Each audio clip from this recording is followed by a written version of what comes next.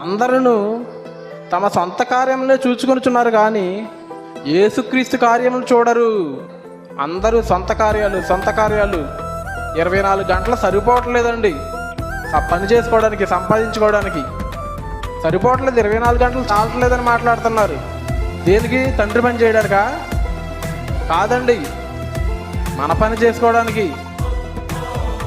తండ్రి అయిన దేవుడు మన కోసం కష్టపడుతుంటే, యేసుక్రీస్తు వారు కూడా మన గురించి ఆలోచిస్తుంటే, పరిశుద్ధాత్మ దేవుడు కూడా మన కోసం ఎన్నో బాధపడుతూ, ఇబ్బంది అయినా మనలోనే మూలుగుతూ ఉంటుంటే, దుఃఖపడుతూ ఉంటుంటే, మరి మనం మాత్రం మన పనిలోనే ఉండిపోయాం. మనం కూడా.